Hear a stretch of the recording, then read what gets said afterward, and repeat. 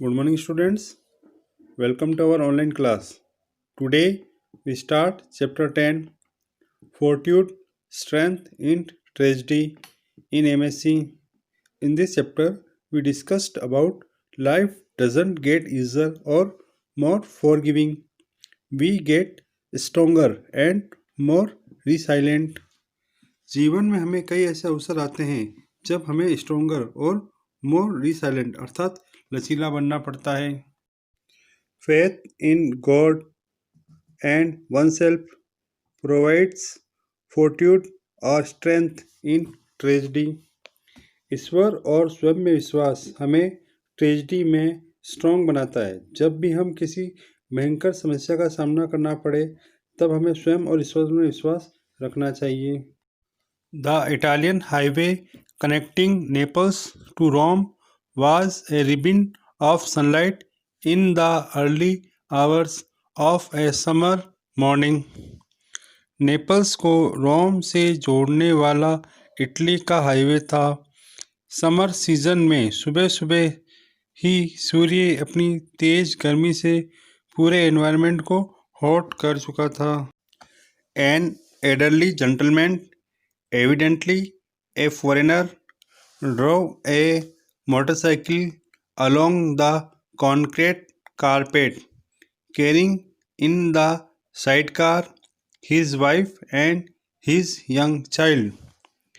An old gentleman, जो एक विदेशी व्यक्ति थे, अपनी पत्नी और अपने छोटे बच्चे को लेकर मोटरसाइकिल से जा रहे थे. After journeying for a while, the motorcycle suddenly sputtered, broke down, and soon went out of control. थोड़ी देर की यात्रा के बाद मोटरसाइकिल में कुछ गड़बड़ी आ जाती है और मोटरसाइकिल अचानक बंद हो जाती है और जल्द ही आउट ऑफ कंट्रोल हो जाती है. But as before anything could be done, a car bumped into the motorcycle from the rear. लेकिन अफसोस, इससे पहले कि कुछ किया जाता, एक कार पीछे से मोटरसाइकिल को टक्कर देती है. The mother was killed on the spot. She died clasping her baby boy in her protecting arms. माँ की उसी समय मृत्यु हो जाती है, फिर भी वे अपने दोनों हाथों से अपने बेटे को पकड़ कर रखती है. The child was stunned and blood flowed through the hair. The father had been thrown off the road and lay groaning with pain in a pool of blood. बच्चा सन्न रह जाता है और बालों से खून बह रहा था. पिता सड़क के एक किनारे गिर जाते हैं और उनके चारों ओर खून फैल जाता है और वे दर्द के साथ कर्रा रहे होते हैं. The people who rendered first aid found it easy to identify the victim from their passport. पीड़ित लोगों के पासपोर्ट से उनकी पहचान आसान हो जाती है और उनको प्राथमिक उपचार के लिए ले जाया जाता है. They were Hungarian. Joseph Virak, the father, Nicholas, the mother, and Joseph, the 4-year-old child. ये लोग हंगेरियन थे. पिता का नाम जोसेफ विराग, माँ का नाम न्यूक्लॉस और जोसेफ उनके पुत्र जो 4 साल का था. Mister Joseph Virag was immediately rushed to a hospital where immediate terribly pains. He died after a few days. Mister Joseph Virag को तुरंत हॉस्पिटल ले जाया जाता है. हॉस्पिटल में भयंकर दर्द के कारण उनकी मृत्यु हो जाती है. Joseph the child was saved and was well again after some time. Joseph बच्चे को बचा लिया जाता है और कुछ समय बाद वे फिर से ठीक हो गया. He kept asking for his parents. The doctors and nurses looked at each other in sadness whenever the child called for his parents. वह अपने माता पिता के पास जाने के लिए कह रहा था। जब भी बच्चा अपने माता पिता के बारे में पूछता है तो डॉक्टर और नर्स दुख में एक दूसरे की ओर देखते हैं। Behind this tragedy there was a long and sad story, a story of suffering, sacrifice and courage. इस ट्रेजेडी के पीछे एक लंबी और दुखद कहानी थी, पीड़ा, त्याग और साहस की कहानी। Mister Virag fled from Budapest in 1956 with his family during the days of the heroic Hungarian revolutions. They were young and wished to get out of the country. Mister Virag अपने फैमिली के साथ 1956 में बुडापेस्ट से Hungary क्रांति के दिन से भाग गए थे।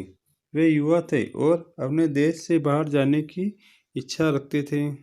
The supersession of the revolution and the terrible punishment meted out of the offense forced the Virag family to find hospitality in foreign lands.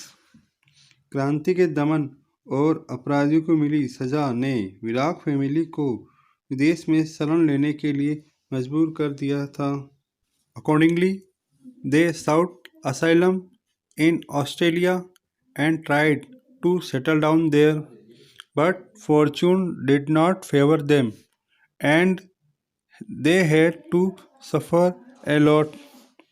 इस प्रकार उन्होंने ऑस्ट्रेलिया में शरण मांगी और सेटल होने का प्रयास किया, लेकिन भाग्य ने उनका साथ नहीं दिया और उन्हें बहुत नुकसान उठाना पड़ा।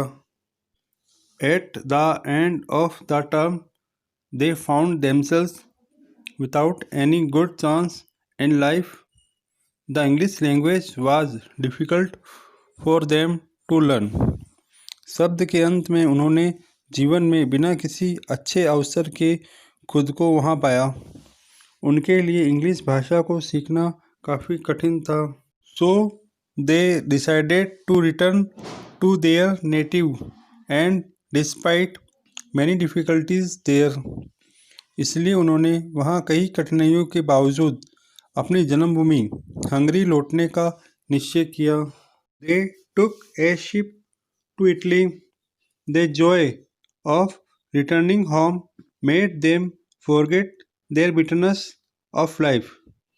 When they landed at Naples, Mr. Virag took ashore an old motorcycle he had bought in Australia. वे एक जहाज से इटली गए। घर लौटने की खुशी ने उन्हें जीवन की कड़वाहट को भुला दिया। जब वे नेपल्स में उतरे तो मिस्टर विराग ने एक पुरानी मोटरसाइकिल ली जिसे उन्होंने ऑस्ट्रेलिया में खरीदा था। He planned to drive with the family all the way to Hungary. उन्होंने परिवार के साथ हंगरी तक ड्राइव करने की योजना बनाई थी। After the accident, as the father lay in the hospital, writhing in pain, he had the presence of mind to think of his child. दुर्घटना के बाद जब पिता हॉस्पिटल में थे, उन्हें भयंकर दर्द हो रहा था। उस समय भी वह अपने बच्चे के बारे में सोच रहे थे। The thought that he would be left all alone on the foreign soil made him sad. He knew very little English and so could not make himself be understood. वह सोच रहा था कि विदेशी धरती पर वह अकेला रह जाएगा और मिस्टर विराग को ये बात दुखी कर रही थी। When he saw that his end was near, he asked for a piece of paper and on that he wrote down the addresses of his parents in Hungary. जब उन्हें लगा कि उनका अंत निकट है तो उसने हंगरी में अपने माता पिता को एक पत्र लिखा। And with whatever little knowledge of English, he made the doctor understand that he wished that Joseph be sent to his grandparents, who would bring him up with love and affections.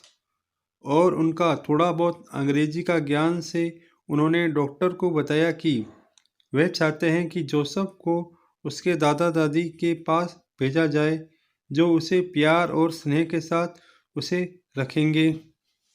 What caused the greatest suffering to the dying father was the fact that his little son was left abandoned and alone. मरने वाले पिता के लिए सबसे बड़ा दुख ये था कि उनके छोटे बेटे को उन्होंने अकेला ही छोड़ दिया था. When newspapers carried the news, letters by the hundreds poured into the hospital. Many people requested to take Joseph as an adopted son in their families. जब अखबार ने ये खबर छापी तो अस्पताल के पास कई लोगों के पत्र आए. कई लोगों ने जोसेफ को अपने परिवार में गोद लेने का निवेदन किया था. But mister Virag had disposed of the matter otherwise.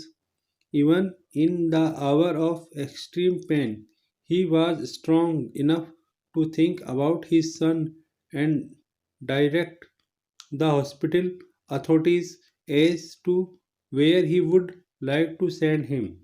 लेकिन मिस्टर विराग ने अन्यथा मामले का निपटारा स्वयं ही कर दिया था.